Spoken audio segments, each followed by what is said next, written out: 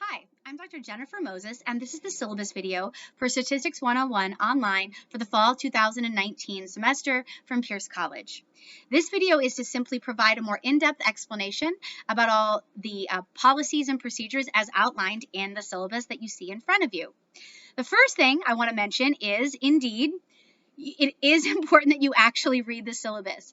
This is a many-page document, and there's a pretty detailed set of policies and procedures that are laid out for you in this syllabus. So if you have a question about some policy or procedure in the class, the first place you should check is this syllabus. And then, of course, if you're reading something on the syllabus that's confusing, please do say, hey, I was reading the syllabus on page 2, you say this, can you give me a little bit more explanation about that? And of course, I'm happy to answer it. But often you can answer your own question just by referring to this document. So let's launch right in. The first thing students often want to know is there a required textbook? And indeed there is. Because it's an online class, I thought it would be a good idea to assign an online textbook. But it is just a textbook. Some professors actually use online textbooks instead of the Canvas website for students to turn in their work. But that's not how I do things. As you can see from I say right here on the course website, everything is on the Canvas homepage. Everything in the class is assigned and completed using the Canvas website. It's a Pierce College class, and so I want you to be doing all of the coursework actually in Canvas. That doesn't mean that the textbook isn't required. It is required, and there are in fact interactive quizzes, interactive videos. There's a bunch of cool things in the online textbook, but even though there are like after the chapter questions and there are quizzes, you're not going to complete any of your assigned homework in the textbook.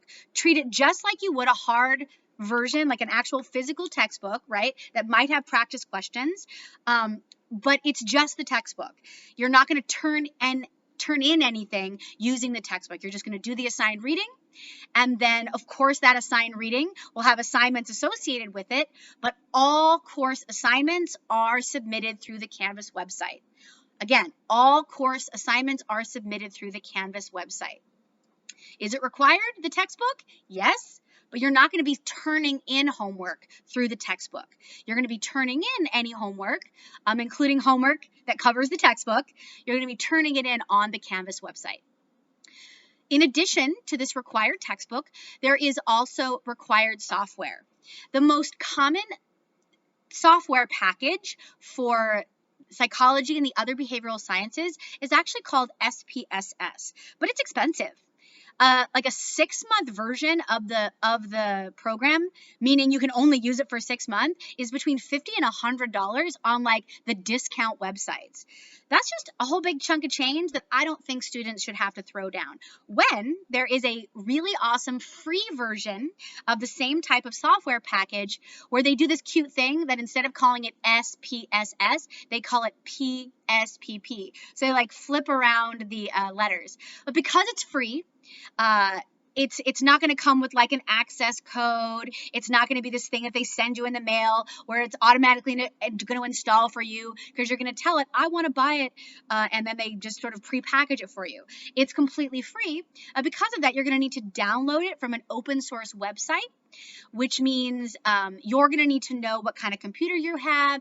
You're going to need to know what version of this free software to download for yourself. So let me show you how I downloaded this for me, and it will be similar for you. You just need to know the nature of your computer that you're going to be using. You need to know your operating system. You need to know the specs of your computer in order to download the free version of this software. If the free version is frustrating, you're more than welcome to head over to the paid version, SPSS, which is a little easier to download because they want your money. But if you want the free version, you're going to have to do a little bit of reading. So let me show you how I downloaded PSPP on my computer. So the first thing I did is I go to this website right here. NU or NUGNU.org is an open source, meaning it's completely free, website where you can download different programs safely. So here I am to the new Free Software Foundation website dedicated to PSPP. And if you can see right here, already it says there's some frequently asked questions. You might want to familiarize yourself with those, or you can just click on straight to go to download. And it will take you to a page all about getting PSPP for your computer. If you don't want to have to learn how to download open source software, what it directs you to down here is a bunch of different packages for different types of operating systems. Now, an operating system is how your computer functions, right? I have a Windows machine. Most of you probably run Windows, right? Microsoft. Other people may have a Mac, right? So I have a Windows machine, right? So I click on install for Windows. So I click on install for Windows, and it takes me to yet another page that's going to have some options for you to download. So here are the download versions. You have to know whether or not you have a 32-bit version of Windows or a 64-bit version of Windows. Most people have 64-bit. And indeed, if you have a computer that's advanced enough to take an online class, you probably have a 64-bit version of Windows, but you'll just need to familiarize yourself with your computer. So I click on here to install for my 64-bit version of Windows. I click on this, and it takes me to a web page called SourceForge, which is a place to get, again, safely get some free software, right? They never charge for PSPP because it's completely free, right? So here I am at this web page that's dedicated to allowing people with a Windows machine, which is what I have, allow them to download PSPP.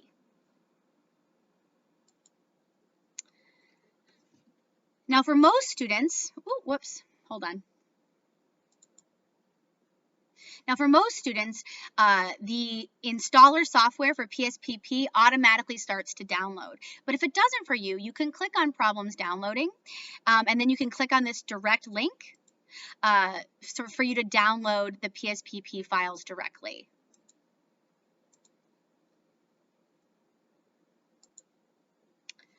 Now on my machine, because I have Windows and I have a 64-bit version of Windows, this is the screen that pops up when it's all done downloading. So I will show you the way it looks on my machine, and hopefully it will be similar on yours. Now, and what will happen is the installer file, right, the file that you will need to use to actually install PSPP will be downloaded to wherever you have on your machine your downloaded files to go. So on my machine, I have all of my downloaded files to go to a folder called Downloads, which makes sense, right? So here is that file that I just downloaded, PSPP. It's got a little 2 next to it because in reality I already have it on my machine. So this is the second version of it. But then you would just double click on it and then it would install on your machine. So I'll just show you what happens when I double click on it. My machine is thinking and thinking and thinking, but on your machine it should download, right? It's gonna ask you if it wants you to make changes, things like that. So I'm just going to say no and back out of here because, again, I already have it downloaded. And so this is the basics of how I, on my machine, would get a version of PSPP, which, again, is totally free. But, again, because it's free, you're going to have to actually do some reading on these websites to see what kind of computer you have and which version of PSPP is going to work for you. Again, if you want to head over to the SPSS website, it's almost the exact same program. You're more than welcome to download the $100 version. It's a little more user-friendly because they want your money. Here, the free version, you're going to actually have to do a little reading and decide which version of PSPP is going to work for your machine. And so that's PSPP. If you have a laptop, you are more than welcome to head into office hours, in-person office hours, and I can help you get it downloaded onto your computer. I've done it on a million different types of machines. I just can't go through a tutorial for every single type of machine out there because I don't know what your unique features are on your computer. But those are the basics. Those are the basics. So back to the syllabus. So we have a required textbook, we've got some required software, but everything is turned in on the course website, and that is a direct link to our course website. As I mentioned, I am Dr. Jennifer Moses. I have a PhD in experimental and quantitative psychology with an emphasis on research methods and quantitative measures. That means, in English, that statistics is my life. I really enjoy teaching this course. I know most students who take this course are not taking it because it's their favorite subject. Most students are taking it because it's a part of some degree requirement. But my goal is for you to actually understand data analysis, because that's how we know what's true. When we have new drugs and we say that one drug works better than another, or we have new therapy techniques and we say one therapy works better than another, if we talk about changes in cognitive ability because of lead in the water, right? All of these like really interesting questions that researchers and scientists explore. In order for them to answer those questions, they need statistics. They absolutely need the things we're going to learn in here. And so even if you're not planning on a career as a data scientist, I want you to be an intelligent consumer of statistics so that no one can manipulate you and pull the wool over your eyes using statistics, because you'll understand where the statistics come from. So my goal for you is to understand the material. And so I try really hard to make this process as painless as possible. I try to make it fun. It is deep material. It's like granola for your brain. It does require you to think and reflect, and you're really going to need to stretch yourself. But I do my best to be an effective guide on this journey. And I encourage you to reach out to me early and often if you find yourself confused about the material. Please reach out early and often. How do I reach out, you may ask? Well, I do have in-person office hours. I have in-person office hours Tuesdays and Thursdays from 11 to 12:30.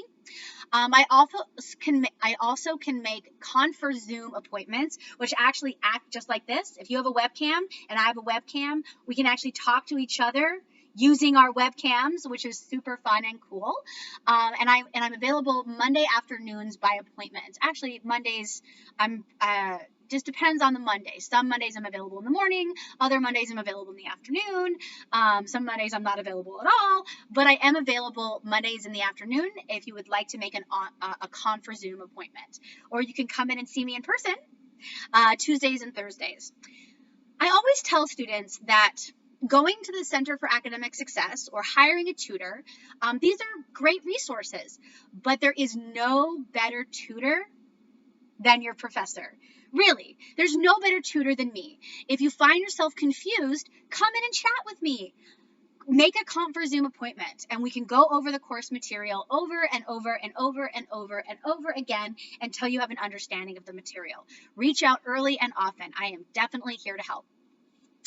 I prefer to be contacted by way of the Canvas inbox. Canvas has like a dedicated internal email feature, and that is how I prefer to be contacted. You can email me through LACCD or through Pierce College, but like a million people email me through there. So I just encourage you to use that Canvas inbox, because only students can email me through the Canvas inbox, and then you'll be able to actually get a hold of me, as opposed to like having to fight off the spam to get your email through. Do just email me through the Canvas inbox. I usually get back to you within like 24 hours. If you're going to come in and see me in person, and I strongly suggest you do, my office is on Pierce College's campus in BEH 1306F. That's right across the street from the pool and the gym. So you just come into my office Tuesdays and Thursdays, and there I will be. My office phone is also on the syllabus, but I don't recommend calling because I'm either meeting with students or not in my office, right? So calling during office hours is not your best bet because I'm usually meeting with a student. So just email me through the Canvas inbox. Best way to get a hold of me. This is a 4-unit transferable course to CSUs and UCs, and at most of our transfer partners, this course counts as itself. Like you take Stat 101 here, it's going to count as the statistics course wherever you're transferring, almost everywhere students transfer. It counts as itself at UCLA, it counts as stat at CSUN, it counts at Cal State LA, it counts at Berkeley. This course transfers as itself, which is really nice. So you won't have to take it twice. We do have a prerequisite. And this is not like a prerequisite that says, you know, if you haven't taken this course, you definitely can't enroll. No, it's just what's called the conceptual prerequisite. The understanding is that you have all the math skills that a course like Math 125 would have prepared you for.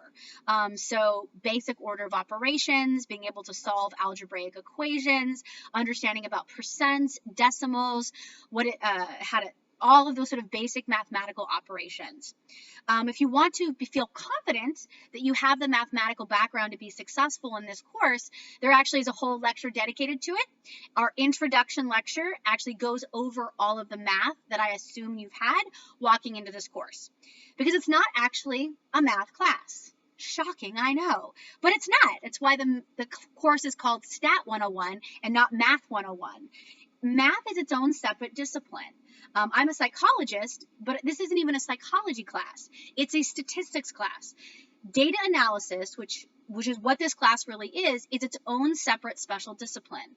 We use math as a tool, certainly, but it's way more than just math. It's more similar to engineering or physics that uses math as a tool, or chemistry that uses math as a tool rather than a math class in and of itself.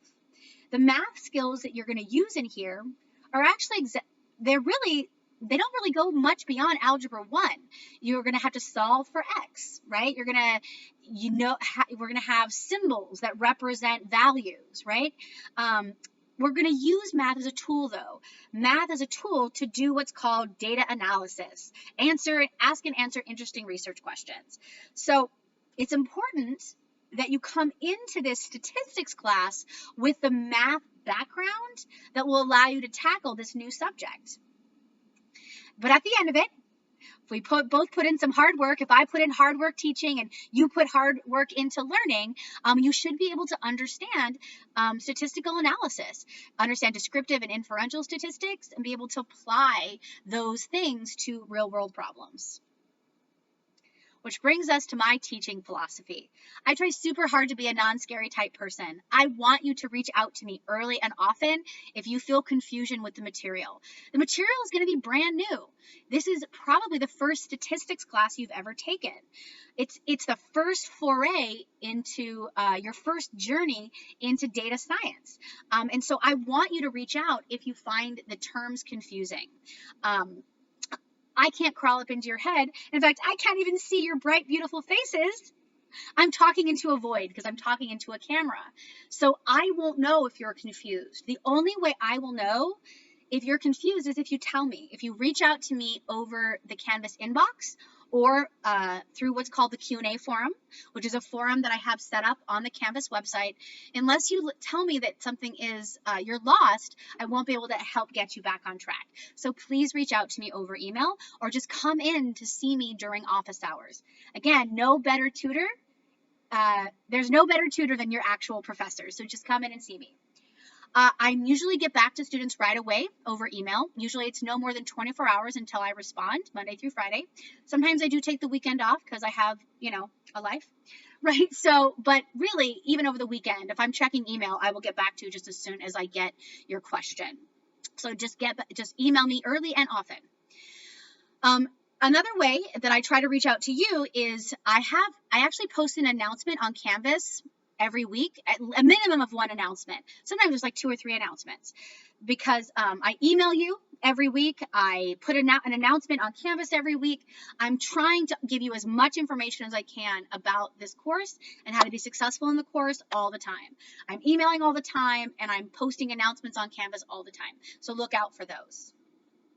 Which brings us to, after all that introductory stuff, brings us to class requisites. What does that mean? Well, it's what's required in order to be successful in the class, right? I have a lot of good information I want to share with you. There's lectures and there's the textbook, and together I'm hoping to give you a deeper understanding of statistics and data analysis.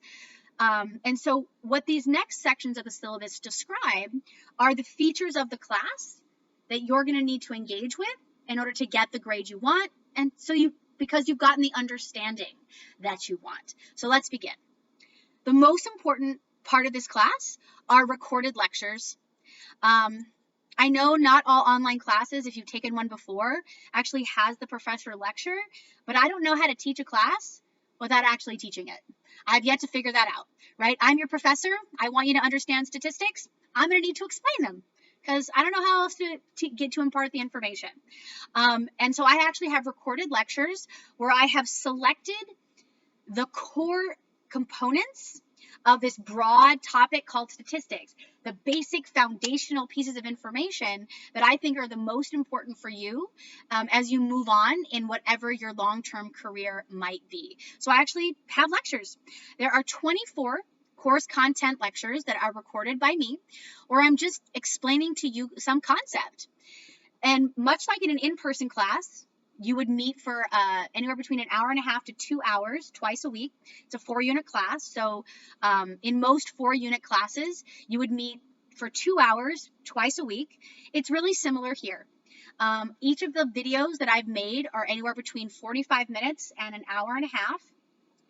And there's about 2 a week. So it's actually less minutes than you would watch if you were in an in-person lecture, because nobody can ask questions, right? You can stop the lecture and write down a question, but the lectures go a little faster than they would in an in-person environment because it's just me talking, right? It's just me explaining the concept and not stopping to answer a question here or there. So the lecture, there's 24 of them and about 2 a week. So you'll watch anywhere between 2 or 3 hours a week and a total of 24 lectures over the course of the 16 weeks. So if you watch about 2 a week, and then that you'll be in really good shape. And they go in order. They go in order that I'm teaching them, and they follow the textbook. You'll be reading about something in the textbook, and then I'll be lecturing on some topic that is probably also covered in the textbook. There's not 100% overlap between the lectures and the textbook. There's about 65-70% overlap. The textbook covers some things that I don't, because I can't cover everything, and occasionally I do cover topics more deeply or more clearly than the textbook does, but they run in parallel. The topics that we're covering in lecture are the same topics that you're going to be reading about in the textbook. So it is essential that you watch these course videos. It's just absolutely essential, because when we go to see how you'll actually be graded, you'll see that most of your assignments cover these online lectures. Because I've made the lectures based on what I think is the most important information. Therefore, most of the course assignments are going to be covering these recorded lectures. In addition to the 24 sort of lecture-based course content videos, there's also 10 much shorter lab assignment videos. We'll cover lab assignments in just a second, but essentially, I walk you through how to do the lab assignments. It's not like a deeply conceptual lecture. It's like, here is the actual nuts and bolts of how to do these labs, or I'll show you point and click, how to interact with the software. I'll show you how to solve one of our problems from the labs. And so they're much shorter. They're much shorter. The lecture videos are between 45 minutes and an hour and a half, much like an in-person lecture would be. These lab assignment videos are much shorter. They're much more like 15 minutes. And there's 10 lab assignments. And so there's 10 short videos that have me walking through the lab assignments. And you should treat these videos just like you would in-person lectures or in-person labs. Take notes, write down questions when you're confused about the discussion. And so to assist you in your note-taking, I've actually prepared PowerPoint or Microsoft Word outlines. The course content videos each have a PowerPoint where I've outlined what I'm going to be covering, and you should print them out. Print them out and take notes physically right on them, directly on them, much as you would in an in-person class. And the 10 lab assignment videos also have 10 Word documents that I'm going to be going over to show you how to solve the labs. And these lectures and these notes are the core component of the class. Much like in an in-person class, actually showing up to lecture would be the most important thing to do well. It's the same thing in this online class.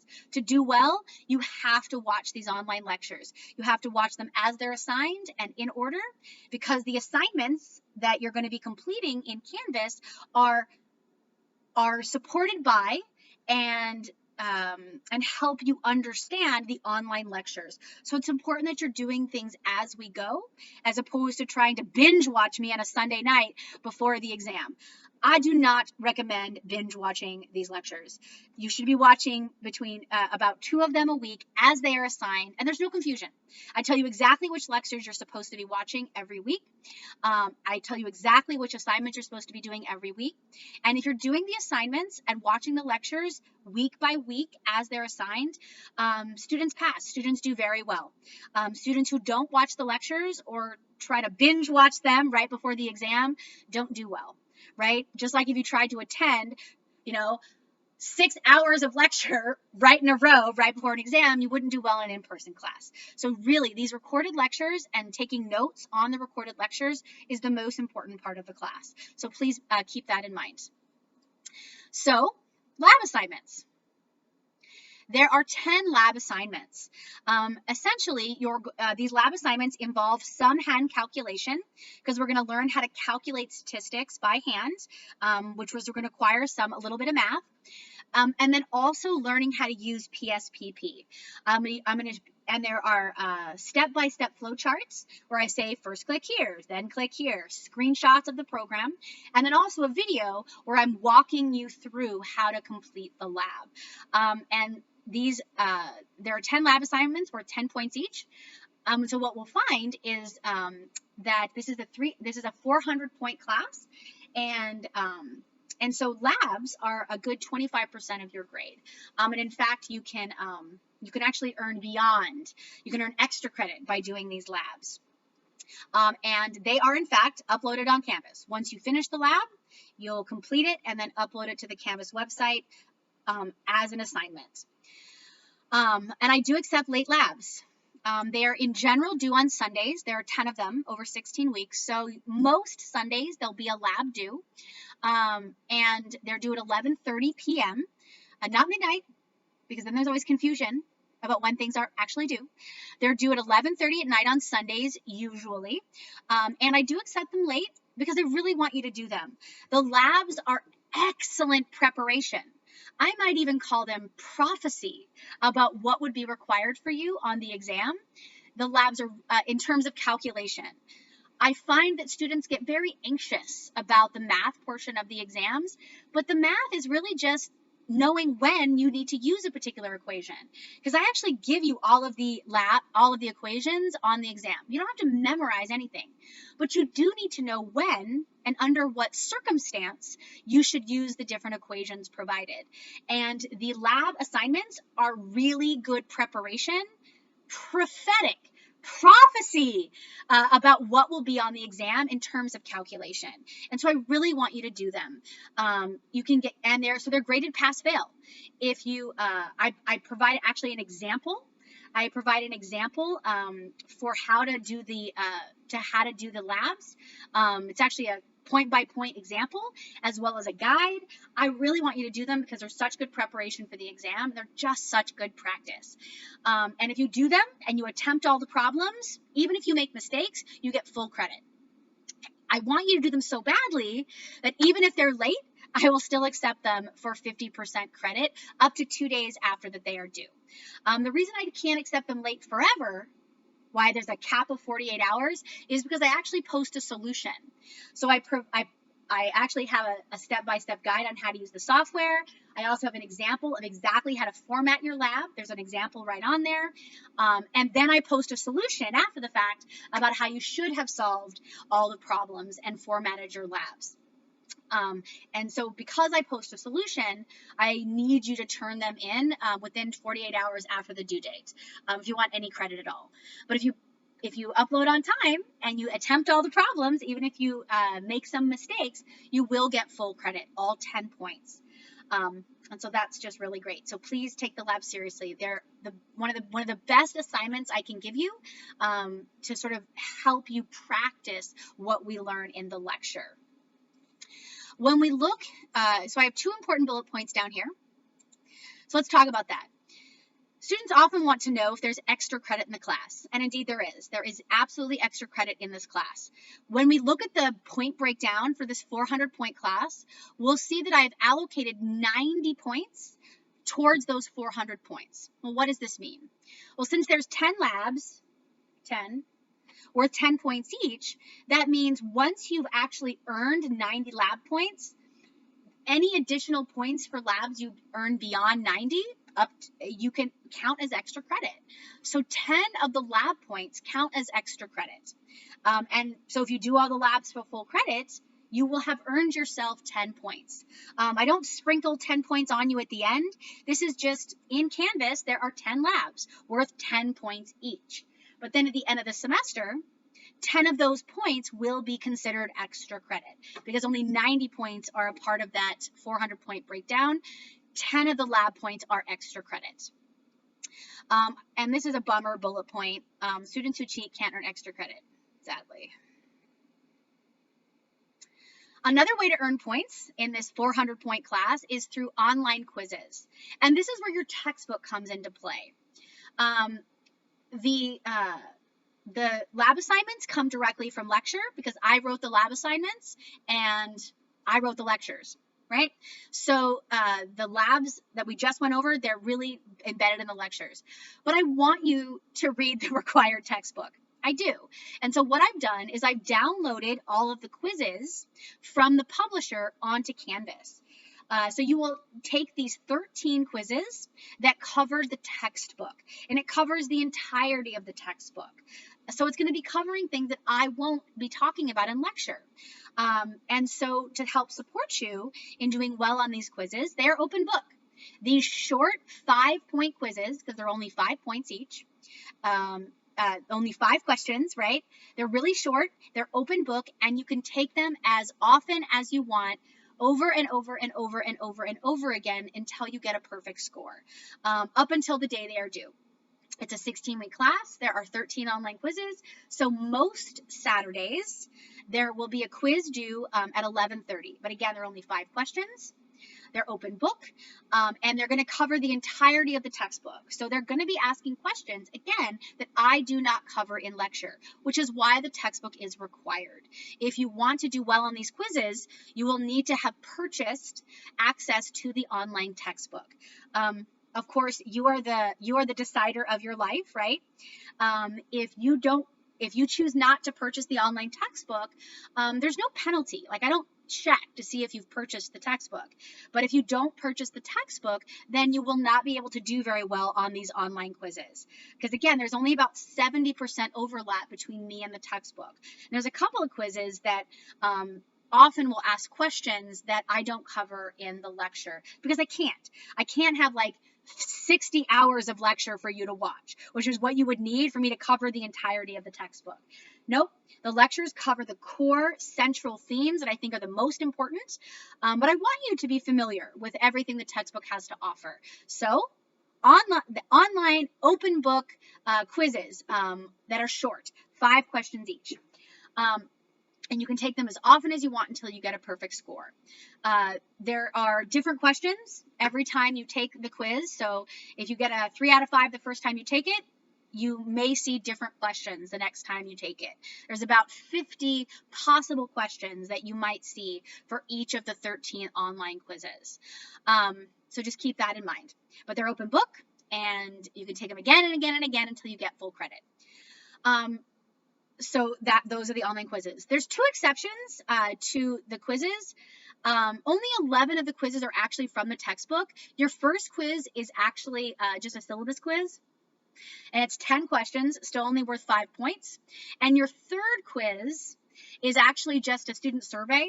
You'll be doing data entry into PSPP, that software package you need to download, and you'll be uploading your answers to a student survey.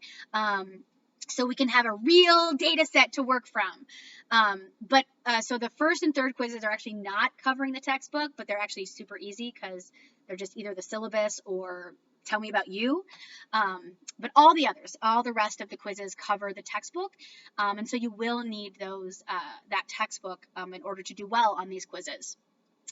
Unfortunately, I can't offer late quizzes because once the quiz closes, all the right answers are flagged on Canvas. You can go into the quiz after it closes and you can see all the right answers. And so once all the right answers are posted, I can't really reasonably allow students to take the quizzes late. So, however, much like there was extra credit for the labs, there's also extra credit for the quizzes. Again, when we look at the 400-point breakdown for the class, only 45 points are allocated for quizzes, so just over 10%. But because there are 13 quizzes, 13 times 5 is actually 65. I promise. 13 times 5 is 65, which means if you do all of the quizzes and get full credit on all of them, you will have earned yourself 20 extra quiz points, because the difference between 45 and 65 is 20 points, right? Again, I don't sprinkle the extra credit on at the end. It's just in Canvas, there are 13 opportunities to earn 5 points. If you take me up on it and do all 13 quizzes, you will have in fact earned yourself 20 extra credit points, which is awesome. Unless, of course, you cheat. People who cheat can't earn extra credit. Moving right along. Another way to earn points is through forum activities and discussions. I want you to get to know your peers, and I want you to have an opportunity to talk about the material. So there are 5 forum discussions over the course of the semester, and they're held over a 2-day period where I'll post a question and related to the lecture. Again, the lecture is the core component of the course. I'll post a question or 2 questions related to the lectures, and you'll answer the questions. And any good effort that is even remotely related to the questions will get full credit, right? This is not like if you put the wrong answer, you can't earn credit. No, this is any reasonable answer will get full credit, as long as you also, by the next day, respond to one of your classmates. So you'll watch the assigned videos for a particular forum, answer the questions that I posed, and then respond to one of your classmates by the next night. The forums are usually held over a Thursday and a Friday. So you'll answer the questions on Thursday, post your answer, and then reply to one of your classmates with something, complimentary or meaningful. You'll respond to one of your classmates by Friday night. And if you do both of those things, then you can earn 5 points for a forum assignment. And really, please do watch the lectures to prepare yourself for the quiz for these forums. It's supposed to be a discussion, and if you haven't watched the lectures to prepare yourself for the discussion, that's not really fair to your classmates. So do watch the lecture videos before posting to the forum. And I can't accept late forums because it's a discussion, right? Like once the discussion has happened, you can't really take part in a discussion late. So instead of having late work, I again offer extra credit. When we look at the point breakdown in this 400-point class, only 15 points are allocated for forums. That means if you do all 5 forums, 5 times 5 points is 25. There's 10 points of extra credit structured into the class. Again, I don't sprinkle the extra credit points on you at the end. It's just in Canvas, there are 5 opportunities to earn 5 points for a total of 25. 10 of those points will just be extra credit, unless, of course, you cheat. Please be honest in this class. Which brings us to exams. Yes, exams. Longer exams. So we've gone over, to just recap, lab assignments, right, which have you using a program and calculating, right? Shorter quizzes that cover the textbook, forum discussions that also cover the lecture, and then there are exams, which I like to call lecture exams because they, in fact, cover the lecture material. If I don't talk about it in the lecture, it won't be on these longer exams, period. So again, watching the lectures doing the forums and doing the lab assignments are going to be really important to prepare yourself for these longer exams, because the bulk of the points in the class, again, 400 points, the bulk of the points are actually going to come from these exams. They are closed book, closed note, closed internet, closed friend. You should treat these exams exactly as you would the type of exam you would take in an in-person class. Have academic integrity about it. And so, because they're closed book, closed note, all the things, I actually do use Proctorio. Proctorio is an online proctor that takes a video as well as audio recording of not only you, so you will need a working webcam in order to take part in this course. You'll need and it takes a video and also a video of your screen, much like you're watching my face right now with my screen here. It's the exact same thing with Proctorio. There's a little picture of your face, and then I can see how you're interacting with the exam. I don't generally, and nobody can watch these videos but me. They're 100% private. Proctorio doesn't even watch them. I'm the only one who watches these videos, and I only watch them if I have a reasonable suspicion that there was academic dishonesty in an exam environment. And unfortunately, it does happen. You'd be surprised. Students will think they can get around the online proctor. You really can't. It's pretty obvious when a student is using an outside resource, because Proctorio sort of keeps track of your web traffic. It keeps track of whether or not you're, whether or not you're copy and pasting into the exam, because you really shouldn't be, right? So I use Proctorio only if you're flagged, right? I only watch the videos if I suspect that there's a problem, and then I watch your exam, and I see if you're engaged in behaviors that are not appropriate. So you will, again, need a working webcam. But no memorization in this class. I do actually give you all the formulas. Oh, whoops. Where did my syllabus go? There it is. I give you all the formulas right there at the beginning of the exam, but it's just your job to know when and under what circumstances to use those formulas. So, 400-point class. There are three shorter, they're long, three exams that sort of lead up to the final exam worth 50 points each, 25 multiple choice questions, and then 25 points of either labeling or a short essay. An essay in a stats class, yep, every exam's got at least one essay, only one actually. Every exam has one short essay. And I don't mean like a paragraph. I don't mean like a big long, like 3-page essay, like a short paragraph, right? Like this length that you're seeing here on my screen, right? Like a shorter essay. And then calculation questions, where you're actually having to calculate and interpret statistics. The final exam is 100 points and is in fact cumulative. There are 50 multiple choice questions and 50 points of writing or calculation or fill in the blank or labeling. And 1/2 of your final exam comes from the old material that we've already been tested on. And 1/2 of the final exam is new material that we haven't been tested on.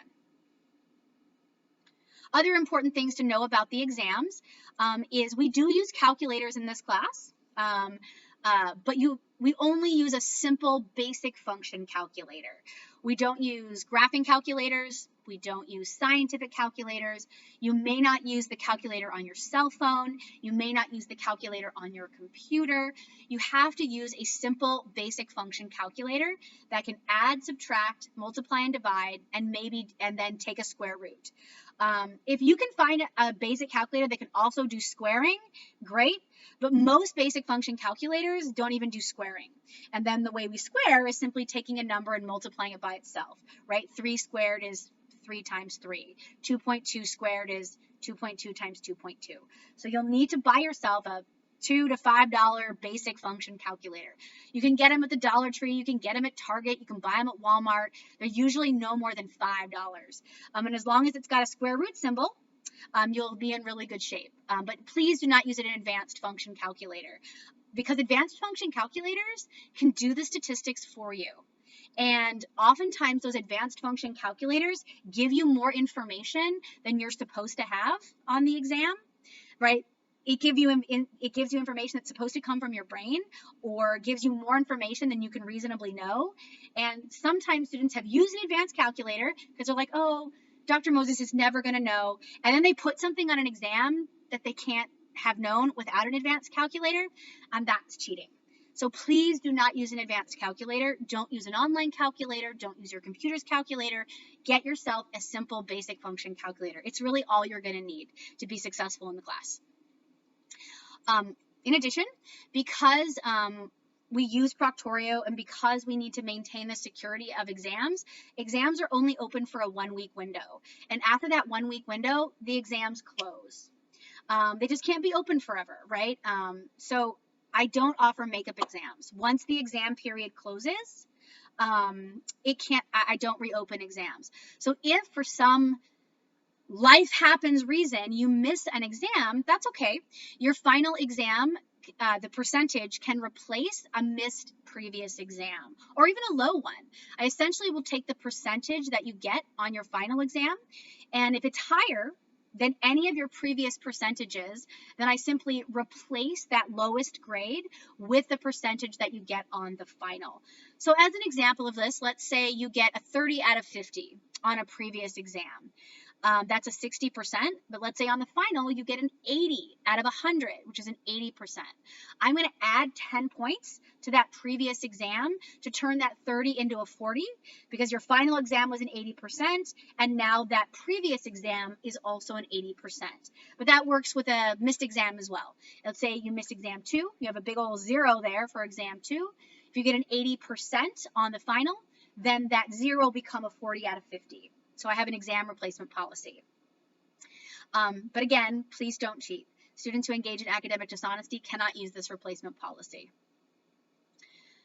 Another important point about exams, students are often, because you can review the shorter quizzes that cover the textbook, you can actually review those after the fact. They're open, you can review them, you can look at the right answers, and the old labs, you can look at the labs, you have them as a resource for yourself. Students, it would be really nice if students could review their exams, their longer exams, to study from. But unfortunately, people buy and sell them. People buy and sell these longer exams on the internet, and then it's not really an honest or authentic assessment if you've seen the exam beforehand. So I don't open them up, and I change the questions every semester a little bit, and I can't just leave them open and available, because then people end up buying and selling all of my exams, and it makes me sad. So if you want to review your exams, I want to encourage you to do so. You will just need to come into my in-person office hours, and you and I can sit down with your exam together, and I can walk you through it, and we can talk about what you got wrong. And we can also talk about your exam performance in ConferZoom if you make a ConferZoom appointment for Mondays. And I can pull up your exam and I can talk to you about the items that you got wrong. But I can't just open them, sadly, for your review, because people are not always honest. Which leads us to our discussion of Proctorio. As I mentioned, the longer exams are proctored by Proctorio. And Proctorio just records all the things. It makes sure you don't have any other browser windows open as you're taking the exam. It asks you to show a government-issued ID to prove that you're you and not someone hired to take the exam. So there's some things you're going to need. You're going to need a working webcam that takes both sound and audio. You're going to need government or college-issued ID. Right? If you go to Valley, it can be a Valley ID. If you go to UC Berkeley, it can be a Berkeley ID. If you go to Pierce, it can be your Pierce ID, or just your California State ID, right? Anything that has your picture on it that's issued by, an official entity, right? Either the state or your passport or your military ID or your Pierce ID, something that has your picture that is issued by either a school or a government agency. And we'll need high-speed stable internet access.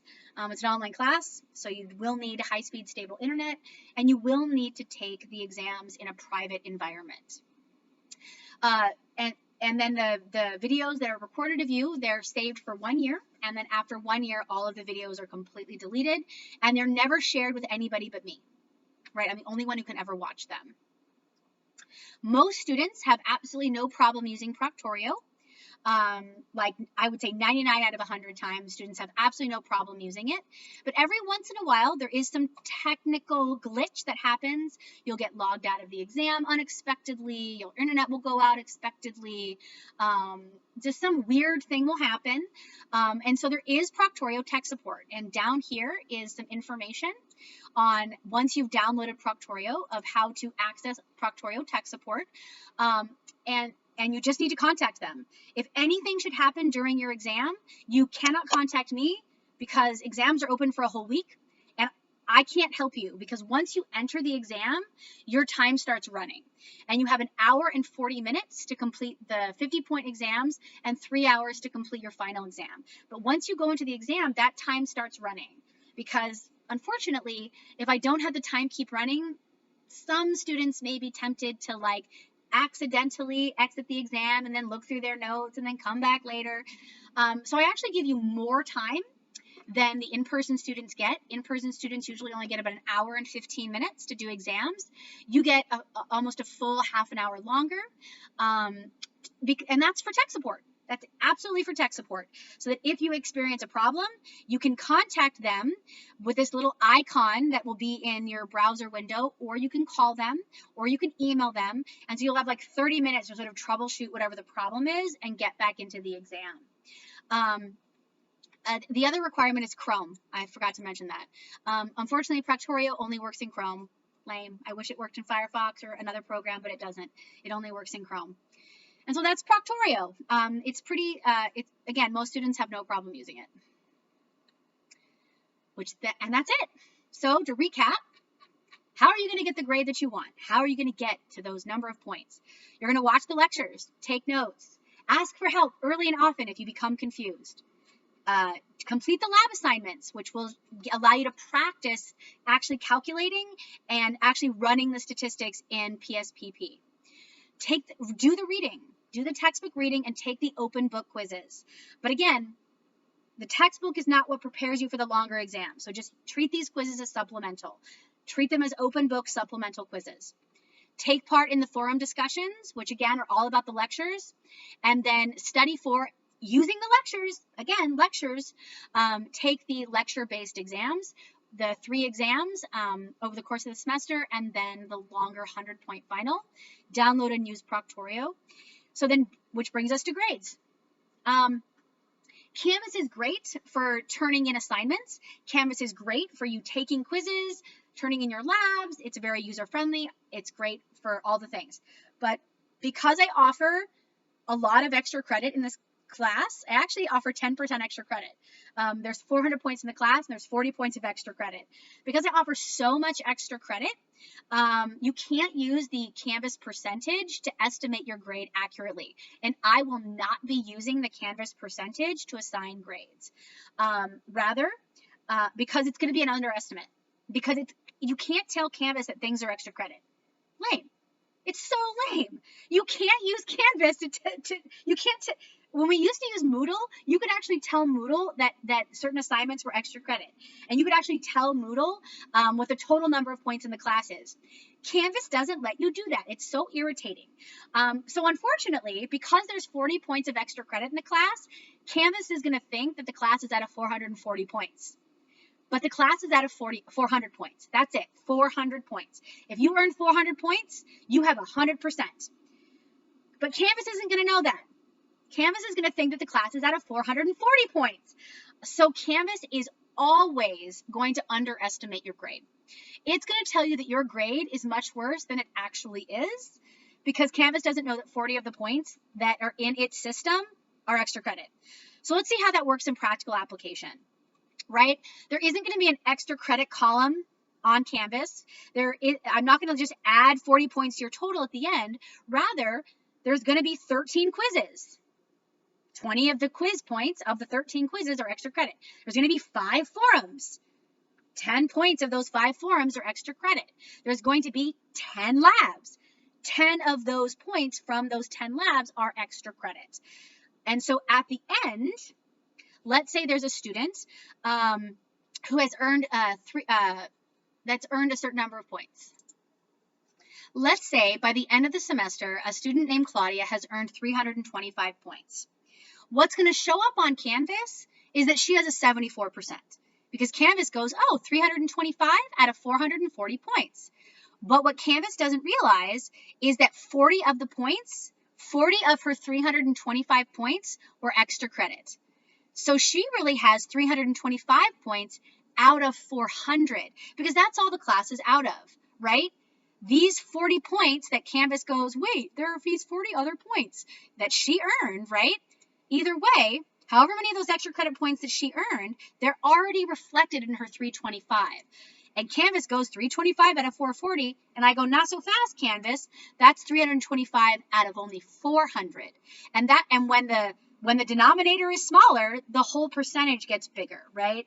325 is a bigger chunk of 400 than of 440, because 40 of those points were what? Extra credit. So she actually has an 81%, right? So she has a much better grade than Canvas actually thinks that she does, right? So it's something to keep in mind, is that Canvas is always going to underestimate your grade. It just is. It's going to really, really underestimate your grade. Quizzes are auto-graded by Canvas, so you should know your quiz points right away. And it usually takes me about a week to grade your labs, and about a week to grade your exams. And about a week to grade your forums. Sometimes it takes me faster than that. Sometimes it takes me a day, because I just get all inspired.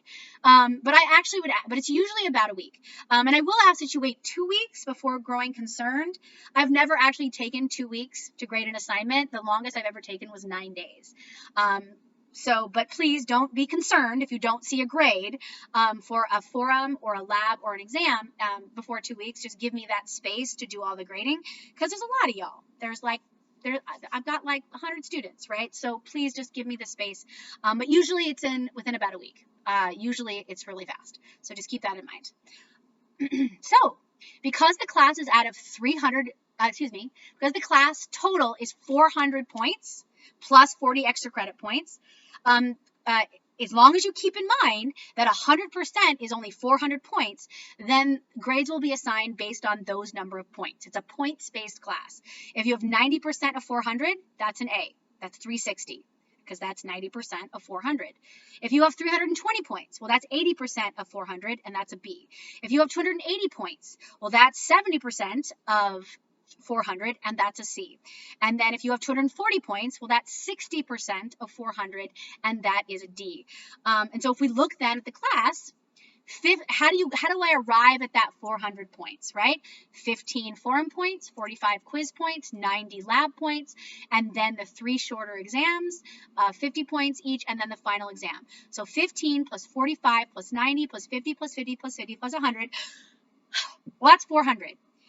But right here in these assignments, in the forums, in the quizzes, and in these labs, are 40 extra credit points. There are 10 extra forum points, 20 extra quiz points, and 10 extra lab points. So you can earn, theoretically, up to 440 points, but the class is only out of 400.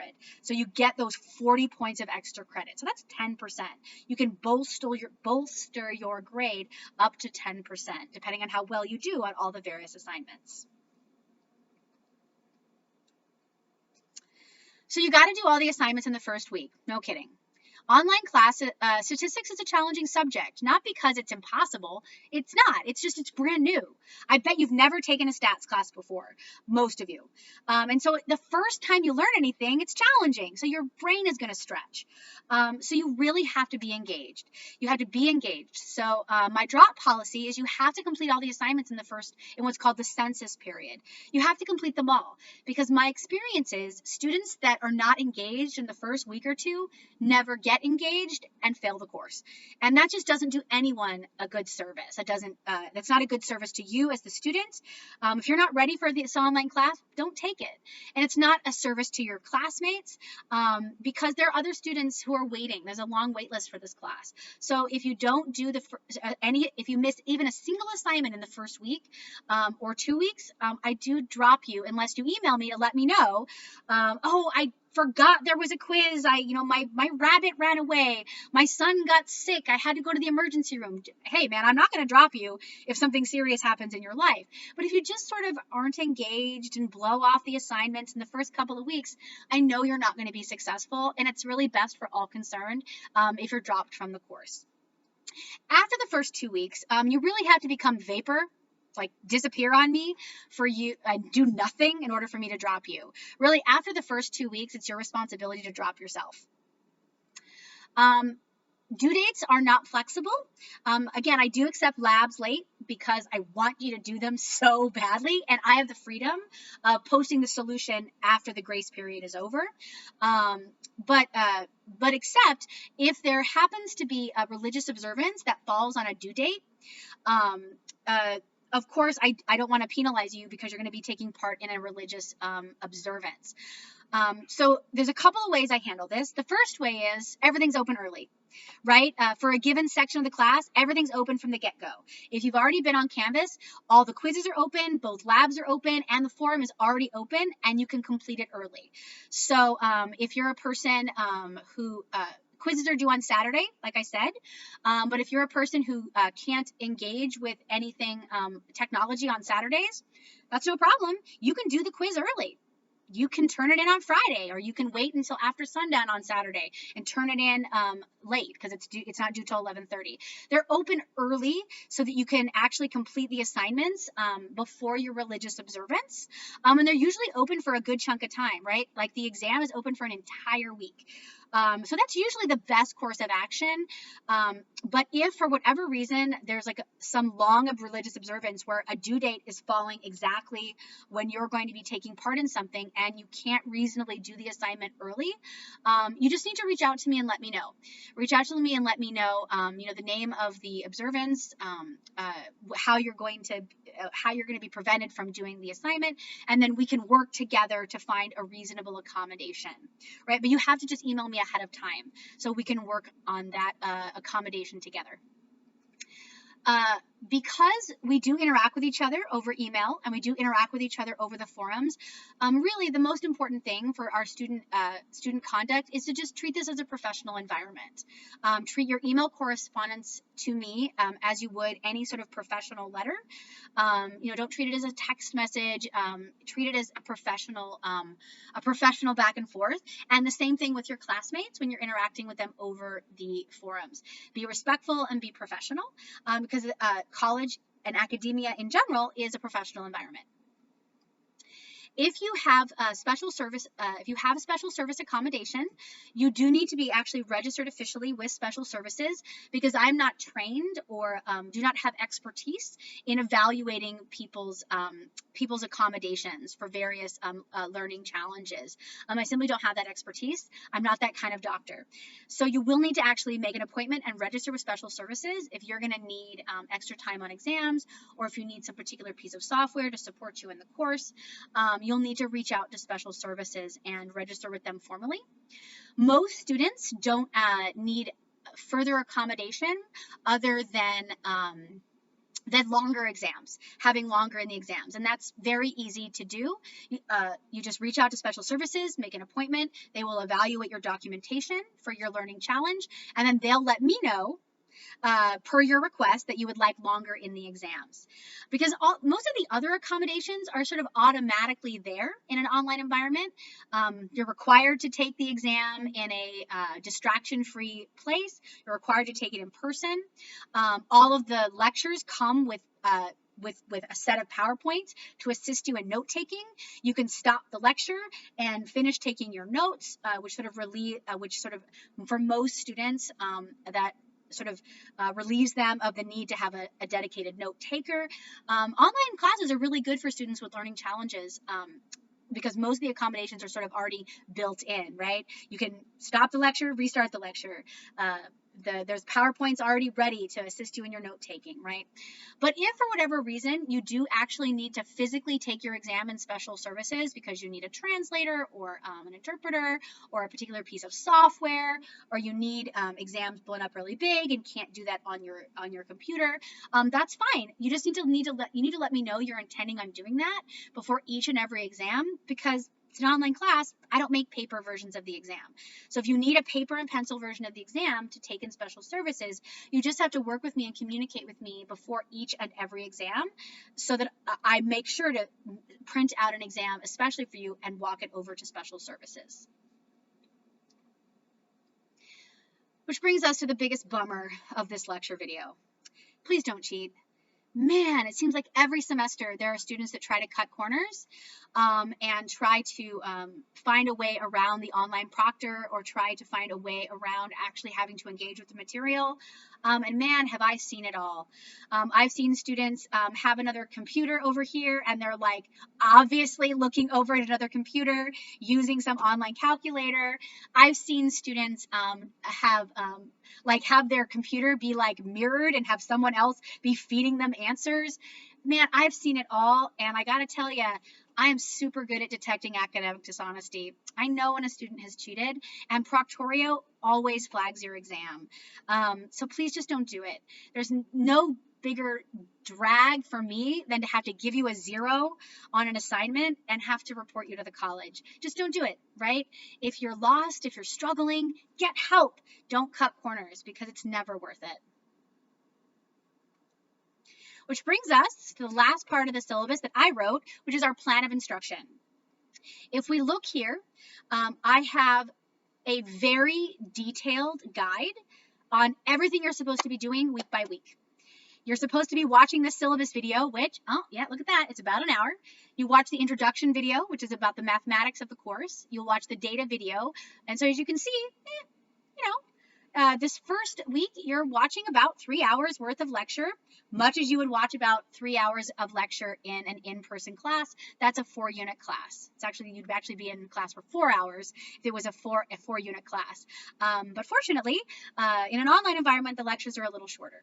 And if we cruise down here to week 2, you'll see that in week 2, you're only watching an hour and 48 minutes of lectures, like conceptual lectures, and then one short little video about PSPP, our first guide. And then I also tell you exactly what's due, right? Our first week, you actually have to take the syllabus quiz, which is all about what you just watched, by Tuesday.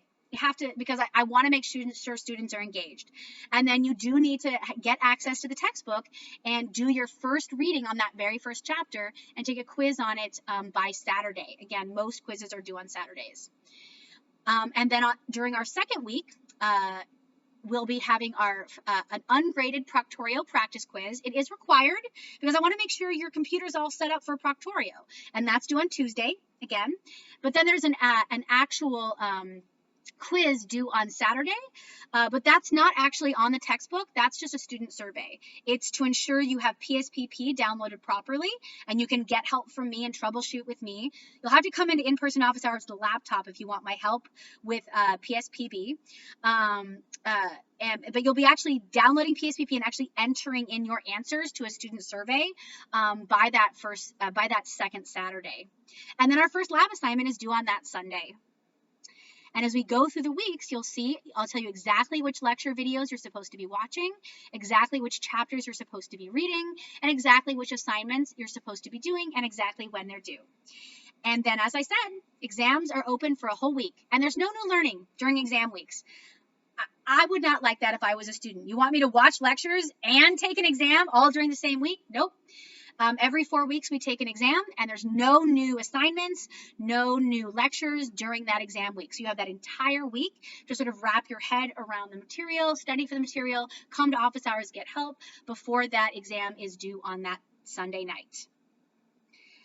And that is how then the semester progresses, a very detailed week by week. And then I also have a shortened calendar version of the same information, sort of a snapshot of when things are due. So you can get a sense of of the material we're supposed to be covering, and then when things open, when things close, when things are due, so you can make a plan all the way to December. And then the last part of the syllabus is general information, like important, and I didn't write this portion of the syllabus. This is something that the college has and recommends we include in our syllabi. This has where the counseling office is. This has how to know which things transfer, the bookstore information, ASO, the career center, and then this is what I think is the most important. is the Center for Academic Success. This is where you can get tutoring. But again, no better tutor than your professor. So please reach out to me early and often. Now, before I sign off, I just want to show you the course website so you can get a sense of how everything is laid out. So if you go to iLearn, what is it? What's that URL? iLearn, what is that? Hold on. I'm going to tell you the right place to go. Well, hopefully, yeah, iLearn.laccd.edu. iLearn.laccd.edu. That is where you can find, and this is what it looks like when I log in, right? There's this inbox. I have a message in there, so I'm not going to click there, right? You would click here, or you can go to your courses. I teach 2 of these courses. Yours is the second one. This is what mine looks like. And then you can see here is what it looks like from my perspective. I'm actually going to go to settings and go to student view, so I know what it looks like from your end.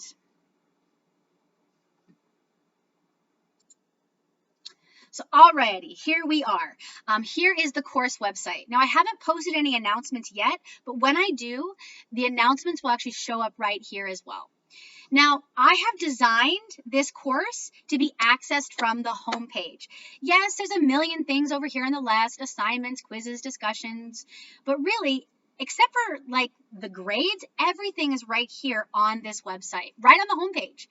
Here I have like a list of reminders of everything you're supposed to do during the very first week, right?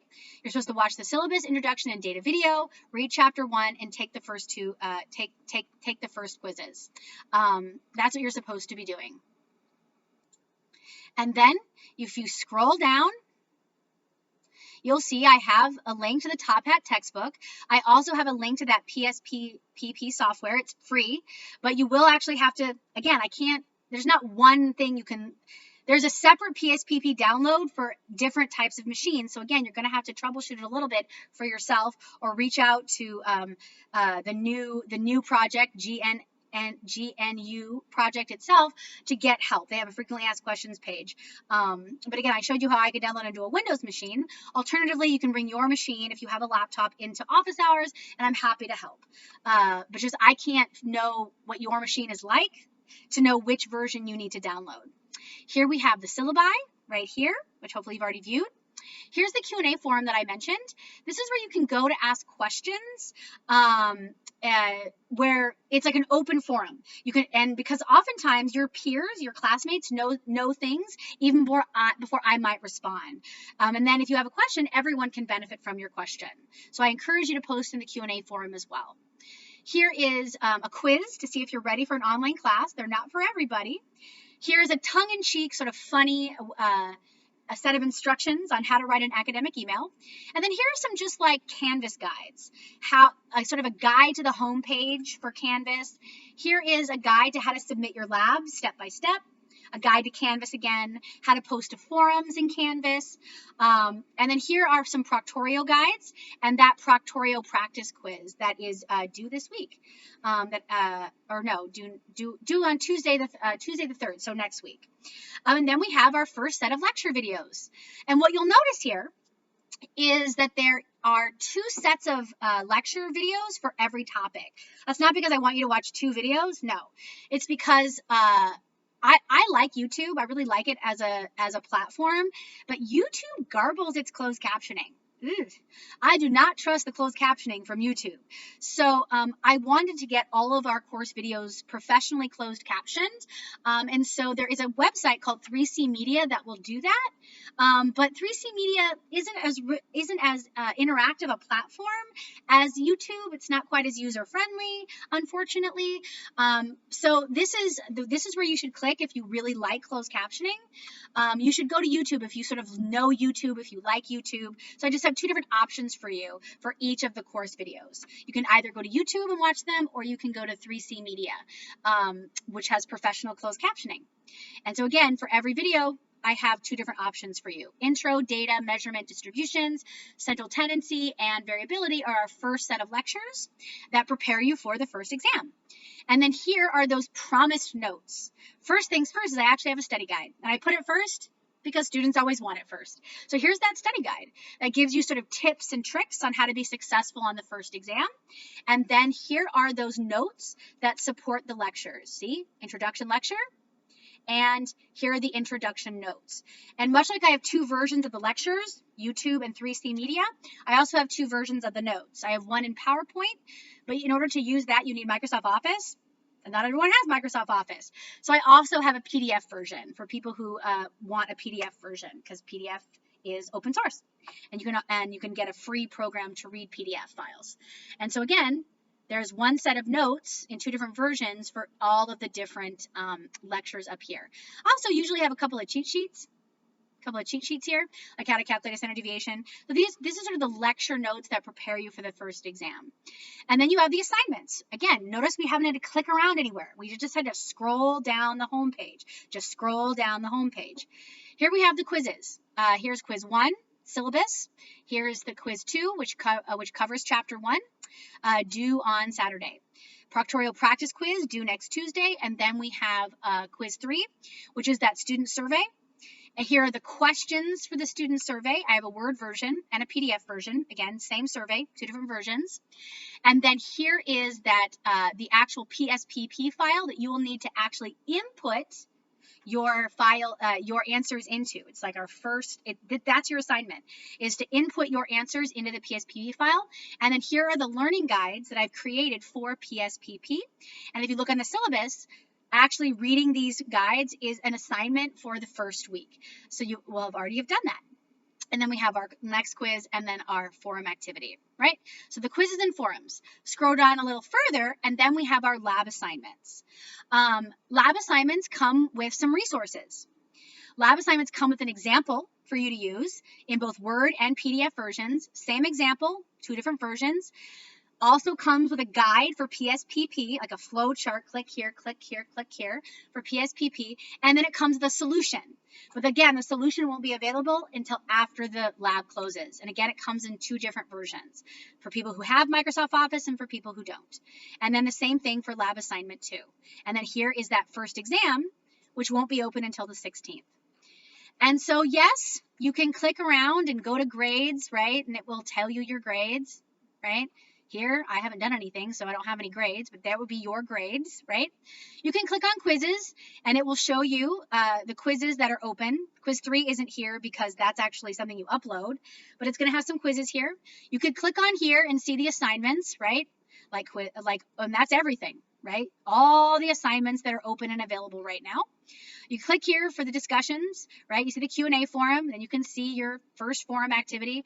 But in reality, everything is on the website, right on the homepage, You can just scroll down the homepage to find everything your heart desires right here on the homepage. And for right now, the only thing that's open are things preparing you for the first exam. But over the course of the next few days, I'll be starting to open up everything for the entire semester. So the students who want to work ahead and students who want to work early can do so if they want. And so that's me. That's the course. The only thing that I think might be a little frustrating is getting PSPP downloaded. But again, I can't help you unless you're actually physically in front of me. So you will actually because it's free software, and I wanted to assign something free. So if you want to get my help, you'll just need to come into in-person office hours to get some assistance with your laptop if you have one. Or if you tell me what kind of machine you have, I can maybe point you in the right direction. But again, if you go to the PSPP website and just read around, you usually can find what you're looking for. I look forward to a productive and enlightening and educating semester. Again, reach out early and often if you need help with course material. I am here to help. Have a wonderful rest of your day.